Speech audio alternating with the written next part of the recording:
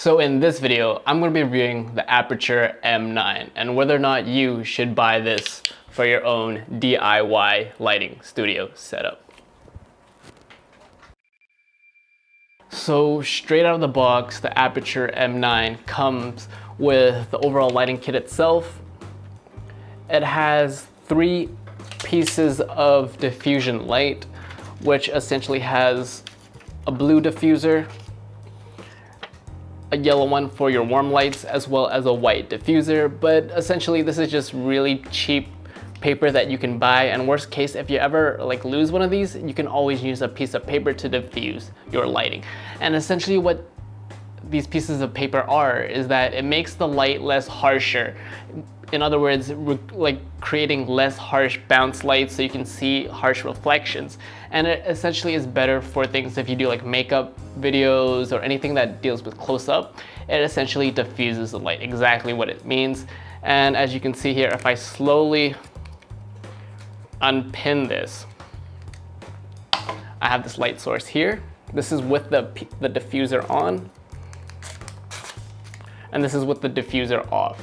To the untrained eye, you might not be able to tell the difference, but it is a lot more harsher on the subject versus if you had a diffuser in this. And the cool thing about it is you can essentially just put the piece of paper on due to the magnet setup, and there's your diffused M9 for all of your YouTube video needs. So overall, what I really like about the Aputure M9 lighting is that it's small and portable for me. If you had $100, I would, invest in things like a proper lighting with proper stands and have a home studio. But if you're more like me, a run and gun type of person who's on the fly and is worried about things like compatibility, not having to worry about running out of batteries, I would recommend the Aputure M9, as there's not a lot of these types of camera lighting that are this small, and you can essentially put it anywhere on a proper tripod. And this can be used as an emergency key light, as well as, of course, a fill light for places where you don't have room for the most optimal lighting stands and three-point lighting. I would definitely recommend it. What I don't like about this light is that, the material overall doesn't feel the greatest, because you are paying, $40 to $50 for this light, as well as the diffusers aren't the most, they don't fit properly, but that's just me being picky.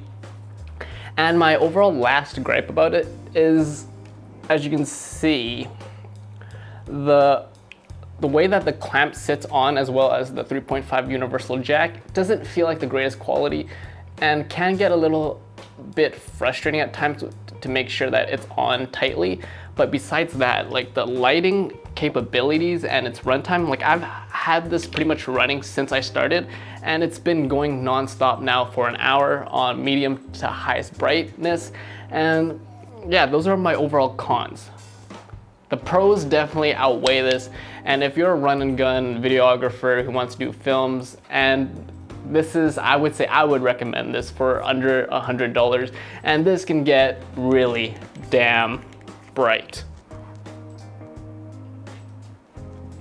But let's say in a typical home environment studio where you're super broke and you don't have money for lights, then you would rely on just your lights, like the light above me, which is acting like a harsh key light on top, super harsh shadows in the front of my face. And you can definitely pick up the M9 and use this as a key light, have it right next to the camera source, or close as you can possibly get it, and also has brightness settings. You think this is at the brightest as it can go, but this can get pretty damn bright. It's so bright to the point where it's actually almost overexposing my camera. So then I would lower down the ISO, and that's me using this as an extra lighting source, versus if I didn't have any light at home and I just put the camera down on the desk. That is lighting just from this, and then I could turn off that. Although it looks kind of scary, this is actually pretty damn good for something that's only worth under $100 to have light source like that, versus me turning on the light and having no lighting. This is what people would usually work with when they don't have no lighting for the camera. Then what you would do if you don't have a portable lighting, then you would want to raise the ISO, but then chances are you're going to overexpose your whites here. As you can see, your face is not properly exposed, and the importance of lighting is crucial when it comes to film and video. And that was my overall review of the Aputure M9 and why, a little rant on why lighting is almost more important than the actual gear that you have if you don't have the right environment. Lighting is everything. You can reduce the noise, and the compactability of the M9 is something that you can't really beat. There isn't like one of these out there. Like there are replicas which are like this small, I've seen those, but things like working, you want your lighting to be reliable. You don't want it to be like working half the time and working like only works half the time. So I would definitely pick this up if you're a run and gun, if you need lighting and you don't have the most space and you want to get into videography. I would definitely pick this up. It's a good product light as well as an emergency light. You can do this for videos as well as photos.